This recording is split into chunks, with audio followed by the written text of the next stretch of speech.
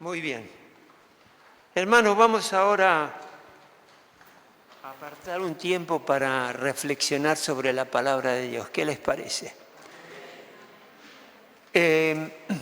Quería un poquito darle un testimonio de lo que me ha pasado, por qué siento de parte del Señor que me pidió acerca de lo que voy a hablar hoy, que no es muy hablado, pocas veces lo he escuchado este tema hablar en las iglesias, pero bueno, eso no quiere decir que no se haya hablado alguna vez.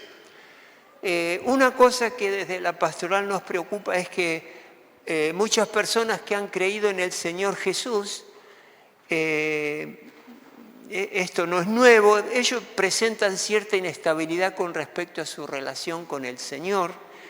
Hay altibajos espirituales, hay momentos que realmente están comprometidos con el Señor, otras veces no, hay incapacidad para decidir, para tomar una decisión, e inconsistencia, otros se resisten a hacer la voluntad de Dios, uno les habla lo que la palabra de Dios nos está diciendo y qué es lo que hay que hacer, y ellos tienen que hacer algún cambio, y no vemos que ese cambio se dé. Esto no es nuevo porque esto está registrado en la Biblia, que pasó con el pueblo de Israel. Ustedes saben que todos los altibajos y vicisitudes que ellos tuvieron la pasamos nosotros hoy día. Así que no es nuevo esto. Pero tenía esta preocupación, yo decía, tiene que haber algo que podamos abordar y que podamos estudiar y evitar esa inestabilidad espiritual y emocional, y que haya más coherencia en las actitudes y en las decisiones que los hermanos toman. Así que le pedí al Señor que me guiara. Yo me acuerdo que en una oportunidad en que leí en la palabra de Dios tiempo atrás, la palabra de Dios en una parte dice, enséñales le habla a los discípulos, enséñales a obedecer a aquellos que van a ser discípulos tuyos. Y yo le decía al Señor, Señor, ¿cómo hago para que alguien me obedezca? Por supuesto, el Espíritu Santo interviene y hace lo que tiene que hacer en el corazón. Y le pedí al Señor que me muestre algo de eso, cómo hacer para que poder enseñar a obedecerte a vos, Señor, y enseñarlo y que esto se dé. Y el Señor ahí me dio la palabra donde Jesús le habla a los discípulos y les dijo, Jesús le dice, obedézcanme a mí, y ellos, o sea, los discípulos que estaban siendo discipulados por ellos, obedézcanme a mí, dice que ellos les obedecerán a ustedes. Así que ahí lo que el Señor me estaba diciendo, y les digo a todos aquellos que están discipulando a alguien, obedezcan a Dios, y eso va a hacer que ellos, cuando ustedes le hablan de la palabra de Dios a alguna persona, le obedezcan a Él. ¿Sí? Nosotros tenemos que hacer el enlace ahí para obedecer a Dios. Estábamos acá en la reunión de oración un jueves, 3 jueves atrás más o menos, y teniendo pendiente esto que les digo en mis pensamientos, Señor, dame alguna guía, en ese jueves el Señor me habló, no me acuerdo quién estaba yo orando, pero viene a mi mente de parte del Señor, habla acerca de la razón, habla acerca de la capacidad de razonar. Ustedes por ahí pueden pensar, o alguien puede pensar, bueno, pero la fe no se razona. No, es cierto, la fe no se razona. La fe ilumina a la razón. Y la fe ilumina más allá de la razón, donde la lógica o la razón no se puede utilizar, porque ya son cuestiones celestiales, cuestiones de fe. Y entendí que Dios me estaba pidiendo de revisar la capacidad de razonar que aplicamos al reflexionar sobre la palabra de Dios, al reflexionar sobre necesidades qué es lo que nosotros tenemos que hacer frente a alguna circunstancia. nos pasó recientemente de una consejería que tuvimos y nos dimos cuenta cómo la persona, como nos hablaba acerca de lo que estaba por hacer, tenía un fuerte contenido irracional. No estaba razonando bien, si bien conocía la palabra de Dios. No es ninguno de los que están acá, es por la duda. Pero nos damos cuenta que no estaba razonando correctamente, conociendo la palabra. Y entendí que esto tenía que ser revisado. Entendí que la fe ilumina a la razón. La razón tiene que estar empapada por la fe, tiene que estar purificada por la palabra de Dios, al invocar la palabra de Dios, al recibir consejo.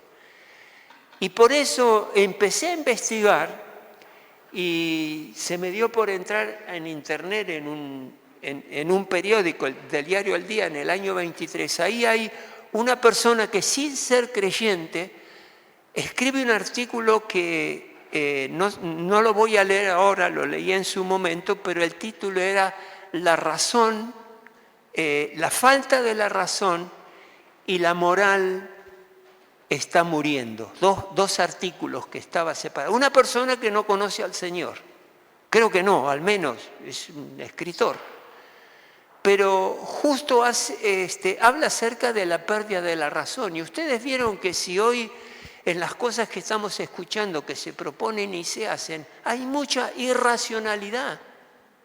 La razón se está dejando de lado. La lógica, la reflexión con lógica y con fundamento se está dejando de lado. Y esto puede de alguna manera empapar a la iglesia, no empaparla, pero tocar a la iglesia. Entonces me puse a investigar esto. Y lo primero que entendí es que la fe ilumina la razón. Y fíjense que es así.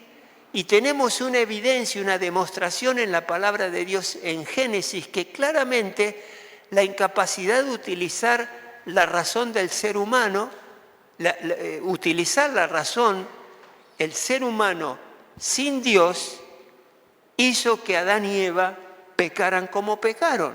Eva empieza a dialogar con Satanás, Satanás la retira de la voluntad de Dios y ella empieza a razonar por su cuenta hasta que pecó y cayó en el pecado que todos conocemos. Esa es una evidencia de que, cuidado, ¿cómo razonás? En Marcos 2:4, ahí tenemos la historia donde Jesucristo sana a un paralítico. ¿Se acuerdan ese episodio donde 4 amigos llevaban a un paralítico en unas camillas? Jesucristo era una figura popular en esa época, estaba predicando en una casa, estaban todos amontonados tratando de escuchar, la puerta estaba literalmente bloqueada de gente. Entonces estos amigos, para que poder llevar a este enfermo delante del Señor, hicieron un boquete en el techo y lo bajaron por el techo. Y cuando Jesús ve a este grupo de amigos bajar al enfermo, Jesús, al ver la fe de ellos, porque no se doblegaron, dijo, bueno, acá no puedo entrar, no puedo hacer nada, vendré otro día, no insistieron, le dijo Jesús al paralítico, hijo, tus pecados quedan perdonados. ¿Se acuerdan de ese episodio? Tus pecados te quedan perdonados. Pero ¿qué pasó ahí? Estaban sentados algunos maestros de la ley. Y ellos pensaban, ¿por qué habla este así? Se hacen esta pregunta. ¿Por qué habla este así? Está blasfemando. Y la palabra blasfemando está diciendo acá que está siendo irreverente ante Dios, porque ellos decían, ¿quién puede perdonar pecados sino solo Dios? El Jesucristo que estaba ahí hablándole a la gente, ellos pensaban, no puede perdonar. Entonces supo Jesús que en su espíritu que esto era lo que estaban pensando, ¿sí? Que estaba blasfemando, y les dice, ¿por qué razonan así? Jesús le está cuestionando, ¿por qué hacen este tipo de razonamiento? Se ve que hay una manera de razonar correcta y otra incorrecta. Jesús ahí se da cuenta que están razonando incorrectamente. Y entonces les dice en el versículo 9, ¿qué es más fácil? Decirle al paralítico, ¿tus pecados te son perdonados? O decirle, levántate, toma tu camilla y anda. Y las dos cosas son muy difíciles. El ser humano no puede hacer eso. Algunos sabemos que sanarán, pero los desafía a ellos diciéndoles, estas son dos cosas difíciles de hacer. Y Jesucristo, siendo Dios, sí lo puede hacer. Entonces sanó al que estaba paralítico, se levantó, tomó la camilla y se fue.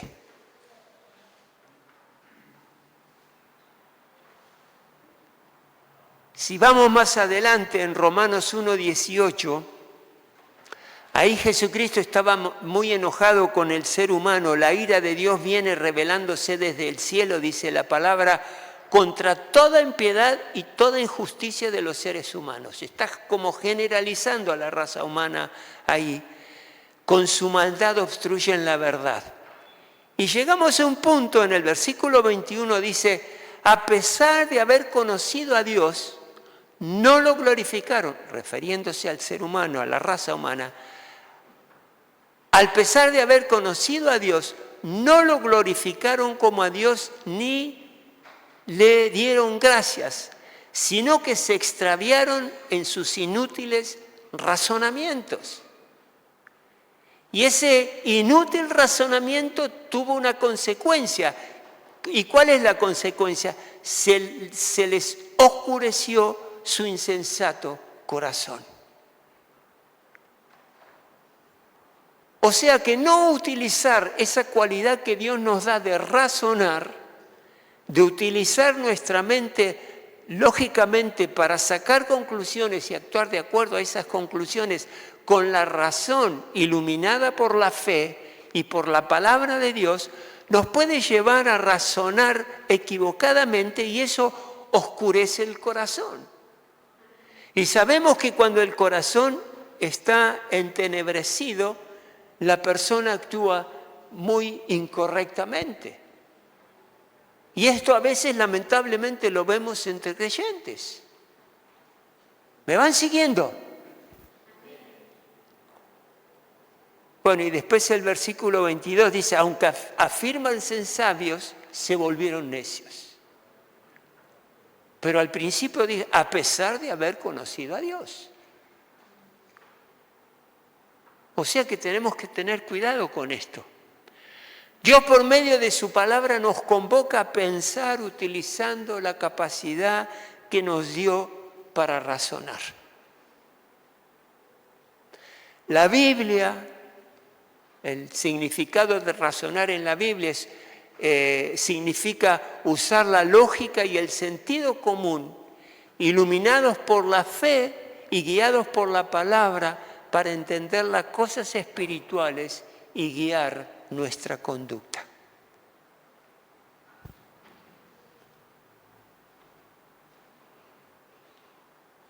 El diccionario define a razonar o al razonamiento es la facultad que permite resolver problemas, extraer conclusiones y aprender de manera consciente de los hechos, estableciendo conexiones casuales y lógicas necesarias para tomar una decisión. El Salmo 32:8 dice, el Señor dice, lo acabamos de leer, yo te instruiré, yo te mostraré el camino que debes seguir y yo te daré consejo y velaré por ti.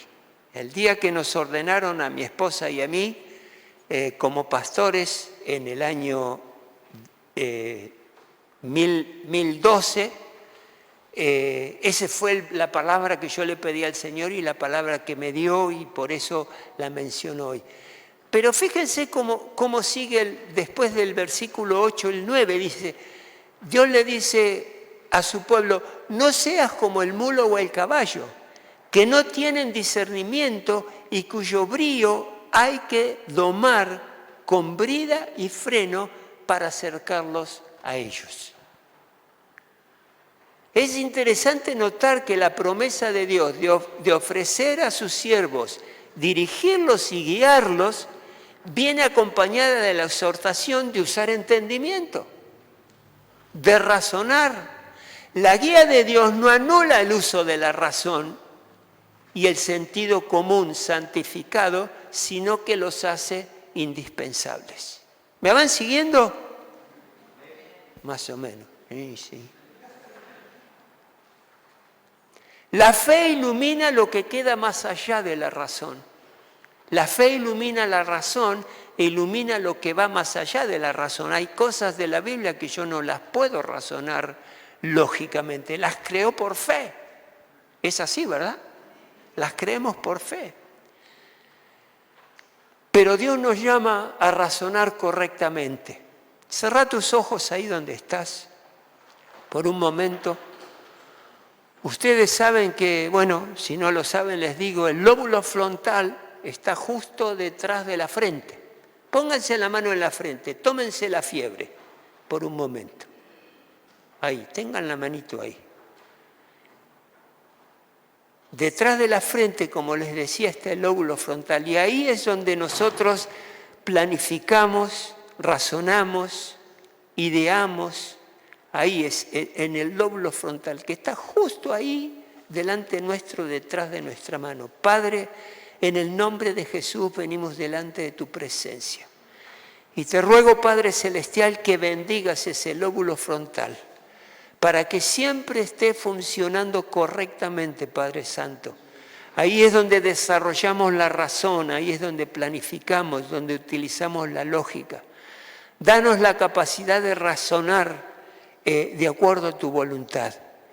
Y te rogamos que la capacidad de razonar de cada uno de nosotros en este lugar prevalezca sobre la fantasía, esa capacidad de razonar prevalezca sobre la sensualidad, sobre la locura, prevalezca sobre lo que me parece y que la razón, iluminada por la fe, me ayude y me guíe y que no prevalezca el hacerme sentir bien. En el nombre de Jesús. Amén y amén. Uy, van a salir sabios de acá, muchachos. Y fíjense cómo la palabra de Dios utiliza versículos que nos llevan a entender la importancia de utilizar la razón, de utilizar la lógica. En 1 Corintios 13:11 Pablo escribe lo siguiente: cuando yo era niño, hablaba como niño, pensaba como niño, razonaba como niño. Ahí está describiendo tres cualidades o tres virtudes de los niños: pensar, razonar y hablar como niños. Cuando llegué a ser adulto, dejé atrás, ¿qué cosa? Las cosas de los niños. Acá en la palabra de Dios sabemos que esto Él lo está, es una metáfora que estoy utilizando para expresar la evolución que tenemos en la vida cristiana, ¿verdad? Empezamos ahí con cosas sencillas acerca del Evangelio, acerca de Cristo, acerca de la fe, pero a medida que vamos avanzando, ya no hablamos igual como hablábamos antes, nuestra manera de hablar fuera de Dios, pensamos distinto, ya no como niños, sino que la madurez empieza a desarrollarse en nuestra mente y razonamos de una manera diferente, ya como adultos. Y este es un llamado de atención a decir, bueno, tenés que crecer y tener la capacidad a medida que avanza tu vida, a medida que conoces más a Dios, de razonar de una manera que Dios estés dando fruto en la manera que estás razonando y que estás actuando. Y después hay un momento donde es interesante notar un pedido que Dios le hace a su pueblo con respecto a razonar, a idear las cosas, a expresar lo correcto. Dice, vengan, hace una convocatoria Dios a su pueblo, vengan, pongamos las cosas en claro, dice el Señor. Los convoca, vengan a poner las cosas en claro. ¿Por qué les hace esta convocatoria? Porque en ese momento del profeta Isaías, el pueblo de Judá e Israel en ese momento estaban separados y no se estaban conduciendo bien. Por ejemplo, una de las cosas que estaban sucediendo, que las mujeres abandonaban a sus familias, a sus hijos, no por siempre, pero digamos descuidaban a su familia para dedicarse a los placeres de la vida y dejaban de lado a la familia. Los sacerdotes estaban descuidando la tarea sacerdotal de su gente, de la gente que tendrían que estar cuidando. Y hacía un montón de cosas que mostraba de que el pueblo de Dios estaba distraído, estaba alejado, estaba dubitativo, no se estaba conduciendo correctamente. Ahí Isaías les aclara que esto iba a desatar una ira de Dios que los iba a lastimar mucho, y pasó lo que pasó y los mandó a Babilonia. Pero Dios les dio la oportunidad y le dice, vengan y pongamos las cosas en claro. Lo que están haciendo no está bien. Están relacionándose conmigo a medias, con muchas cosas que no acepto. ¿Se entiende eso? Entonces Dios los llama y le dice, vengan, pongamos las cosas en claro, dice el Señor. ¿Son sus pecados como escarlata? Quedarán blancos como la nieve. ¿Son rojos como la púrpura? Quedarán como la lana. Otra versión dice, quedarán como la blanca lana. Y es curioso que acá la palabra de Dios usa dos cuestiones.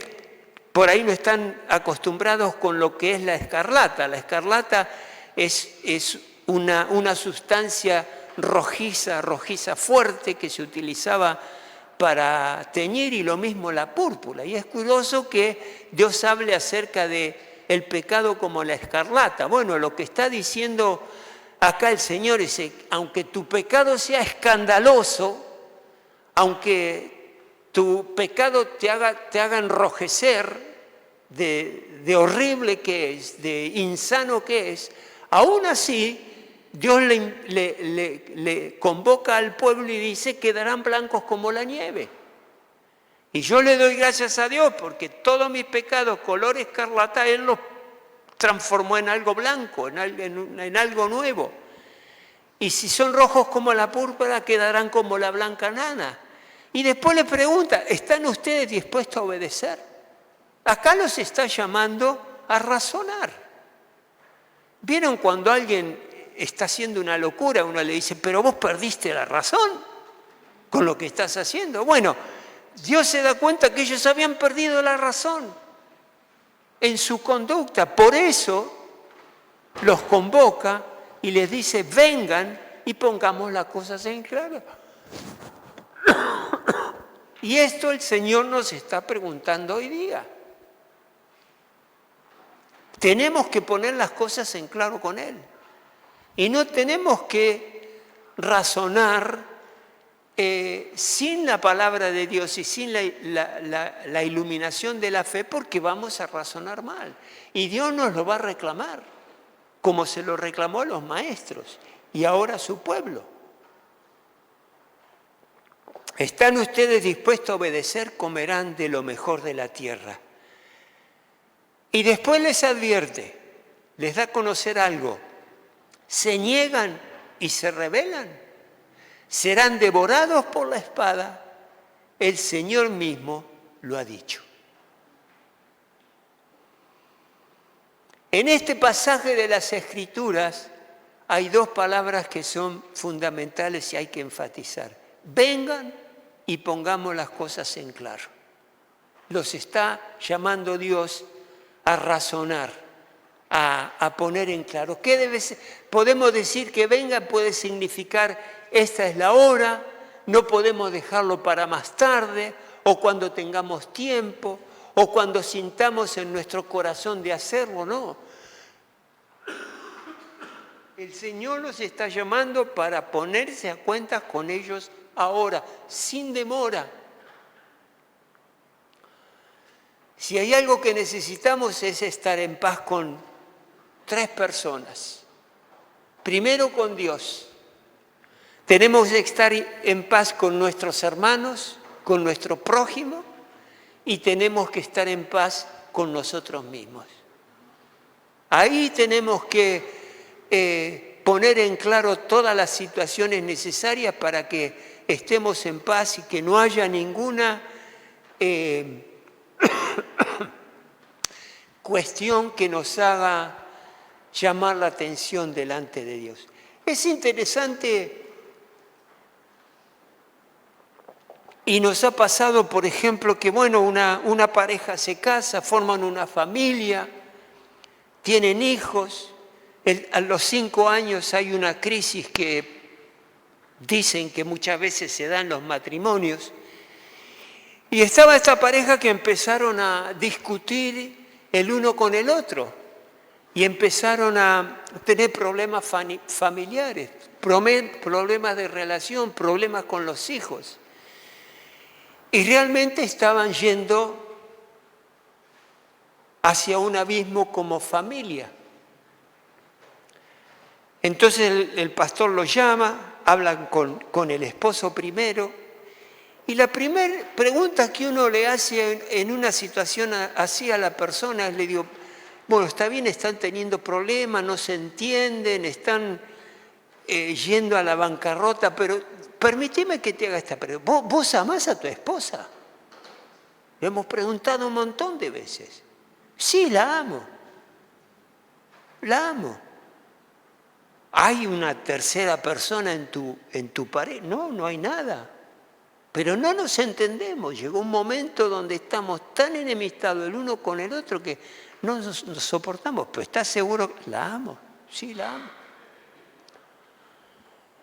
Y después hablamos con la esposa, también con toda una serie de reclamos con respecto a la conducta de su esposo. Y llega la misma pregunta. ¿Amás a tu esposo? Sí, lo amo. ¿Qué está pasando ahí? Si sabemos claramente que el amor es lo que une a 2 personas. Pero evidentemente el encuadre de vida que tienen para relacionarse el uno con el otro, ahí debe haber mucho egoísmo, mucho hacer lo que yo quiero, que no pueden llegar a entenderse. Bueno, ahí hay que sentarlos, hay que hacer lo que hizo Dios. Venga y aclaremos las cosas. Y entiendan y razonen qué es lo que está pasando verdaderamente entre ustedes dos. Lo primero que tenemos que revisar acá es ponernos a cuentas con Dios. Y esto lo tenemos que pensar, lo tenemos que planificar, lo tenemos que razonar. Yo me acuerdo con mi esposa cuando estamos empezando en los caminos del Señor, nos sentamos a pensar qué es lo que estábamos haciendo. Porque veníamos a esta iglesia y digamos, no nos convencía todo, al principio no entendíamos todo y había que hacer algo y nos pusimos a hablar y tomamos la decisión de, bueno, vayamos con todo con esto, si nos va bien, si lo que nos dicen es cierto, si lo que la palabra dice que Dios cumple sus promesas es cierto, avanzaremos y no veremos qué hacemos, pero tuvimos que hacer esa reflexión, ese razonamiento y le doy gracias a Dios por la decisión que tuvimos en ese momento. Pero lo primero que tenemos que hacer es estar a cuentas con Dios. Es algo que no puede esperar. Si queremos estar en paz y tranquilos, es algo que no podemos demorar. ¿Cómo puedo estar a cuentas con Dios confesando mis pecados delante de Él? Pero ya confesé mis pecados el día que me convertí, sí, pero después cometimos pecados a lo largo del tiempo. Y esto lo tenemos que confesar delante de nuestro Dios. Primera de Juan 1:9, si confesamos nuestros pecados, Él es fiel y justo para perdonarnos de nuestros pecados y limpiarnos de toda maldad. ¿Quién cree en eso? Amén. Eso es el sentido de lo que Cristo vino a hacer sobre la faz de la tierra. El hombre tiene dos problemas, el pecado y la muerte, dos serios y terribles problemas que es el pecado y la muerte. Y acá claramente nos dice Dios cómo podemos anular el pecado en nuestras vidas, confesándolo delante de nuestro Dios.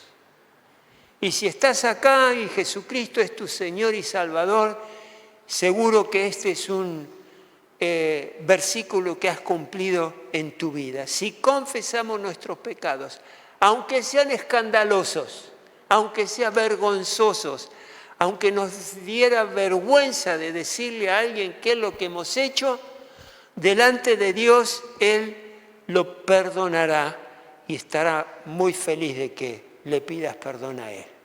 Él nos perdona. Si no venimos delante de Dios reconociendo nuestra condición, nuestro ser interior se va a secar poco a poco y nos vamos a alejar cada vez más del Señor. Miren lo que escribe el salmista en el Salmo 32. Leímos parte, ahora leemos otra parte. El salmista dice, mientras callé, o sea, mientras no confesé mis pecados, es lo que quiere decir, mientras callé se envejecieron mis huesos en mi gemir todo el día. Porque de día y de noche se agravó sobre mí tu mano. Se volvió mi verdor en sequedades de verano.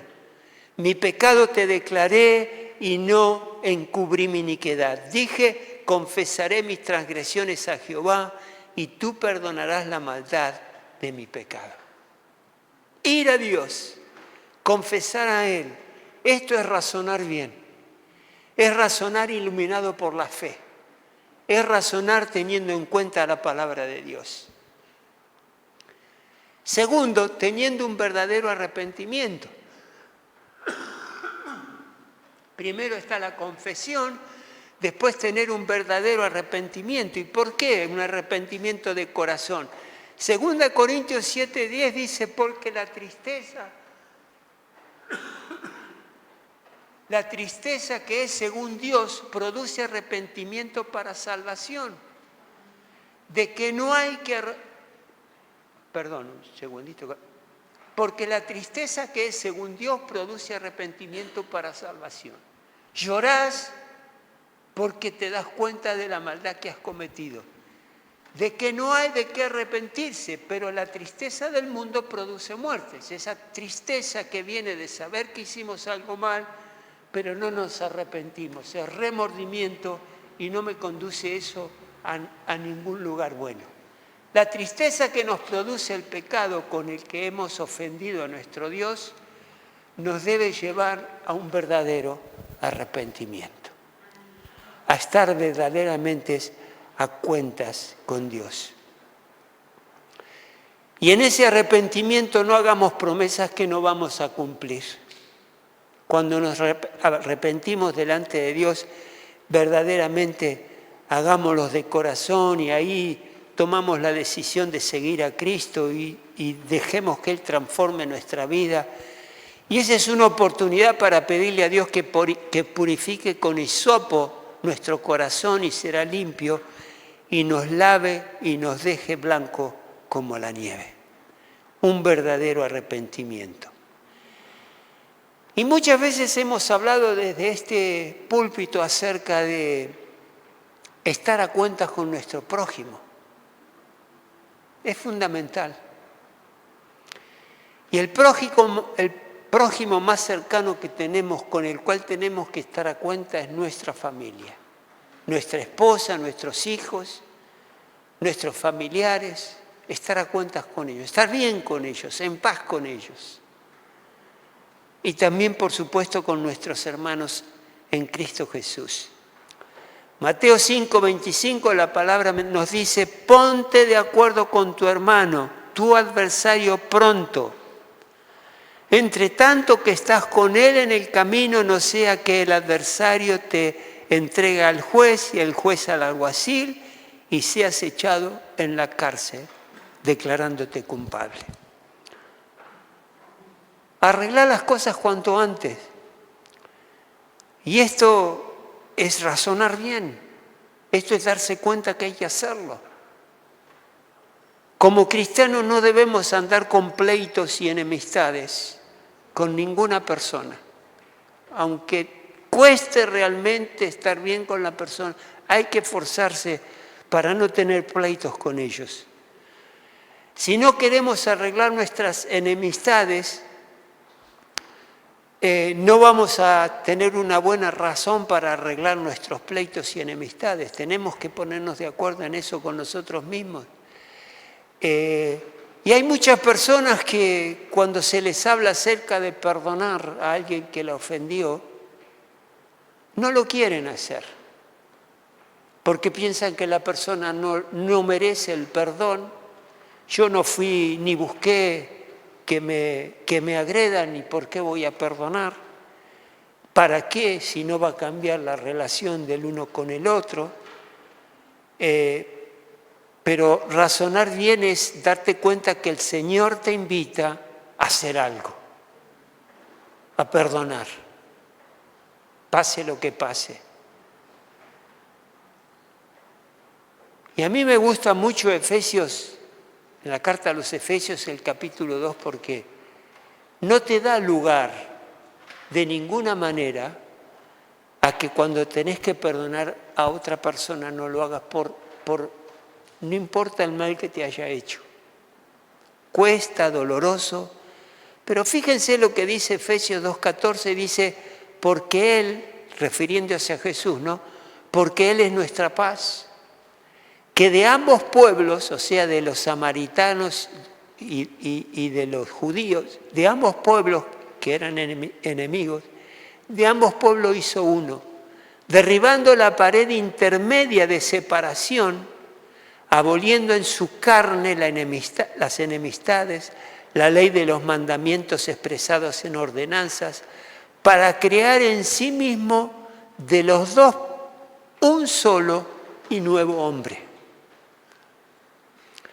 haciendo la paz y mediante la cruz reconciliar con Dios a ambos en un solo cuerpo, matando en ella, o sea, en la cruz, las enemistades.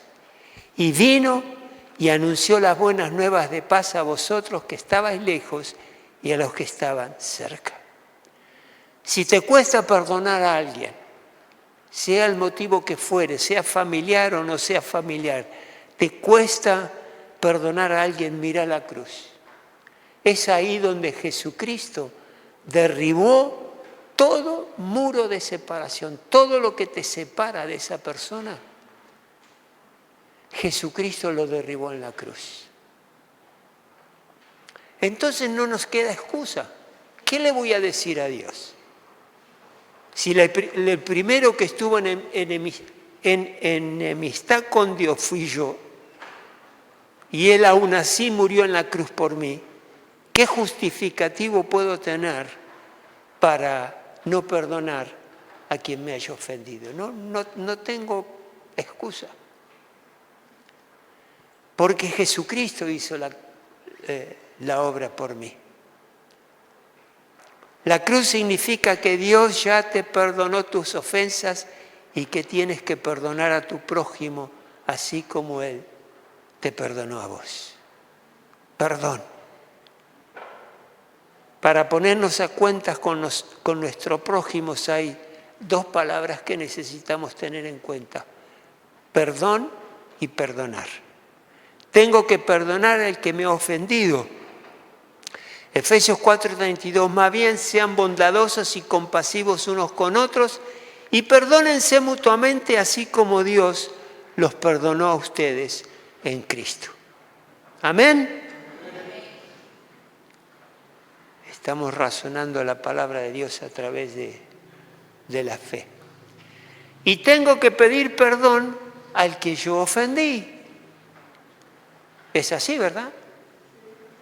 Si yo ofendí a algo, si ofendí a mi esposa, voy y le pido perdón. A mis hijas lo he hecho más de una vez, a nuestras hijas. Mateo 5, 21, 24 dice, ustedes han oído que se dijo a sus antepasados, no mates, y todo el que mate quedará sujeto al juicio del tribunal. Hablando de matar a alguien. Pero yo les digo que todo el que se enoje con su hermano quedará sujeto al juicio del tribunal, al juicio divino. Es más, cualquiera que insulte a su hermano quedará sujeto al juicio del consejo. Pero cualquiera que lo maldiga, o sea, que maldiga a su hermano, quedará sujeto al juicio del infierno. Tremendo esto, tremendo. Y las consecuencias de no perdonar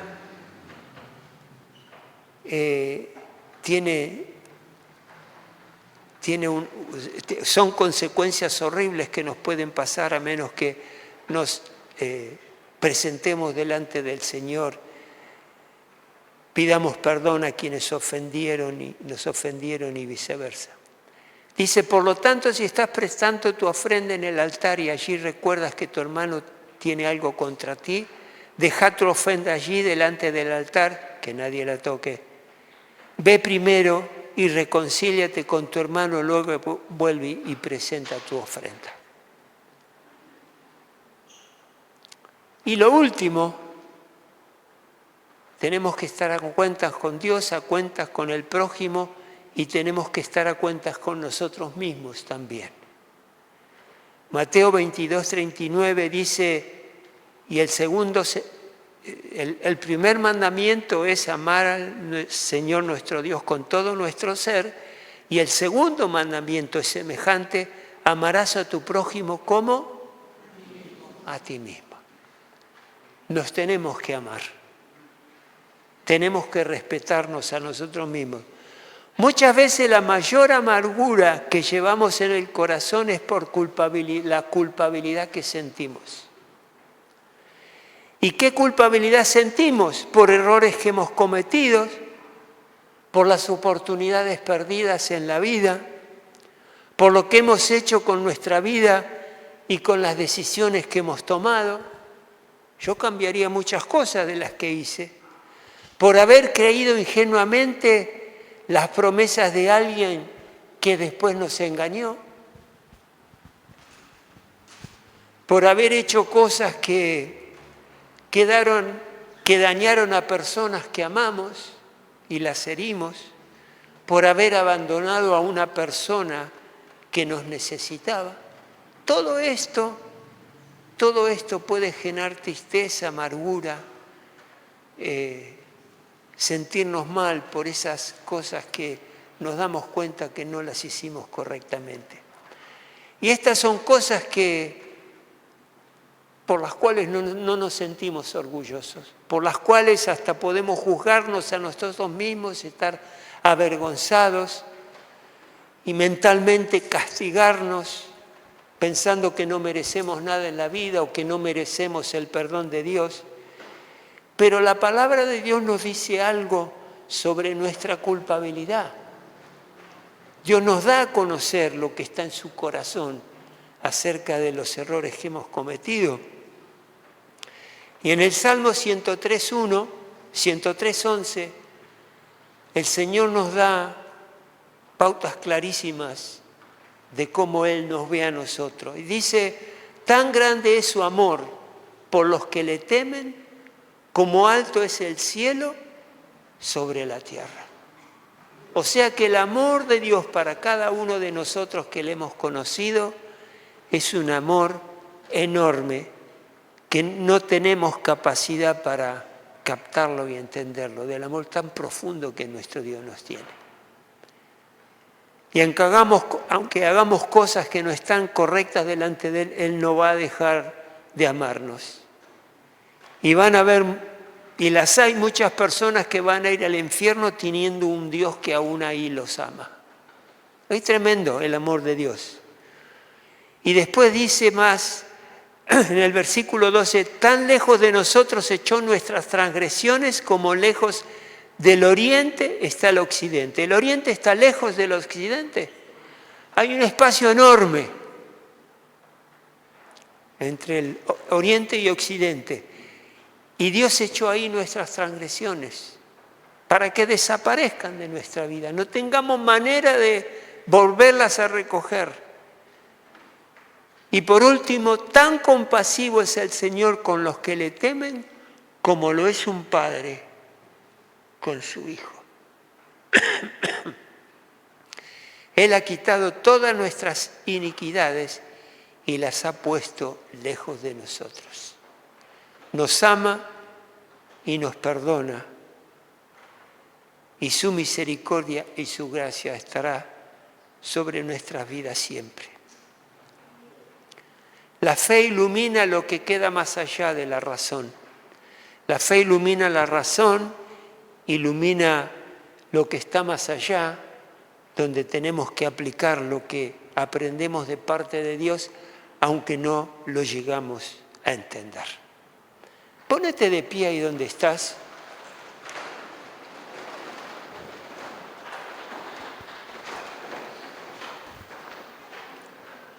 Cerrá tus ojos por un momento para no distraerte.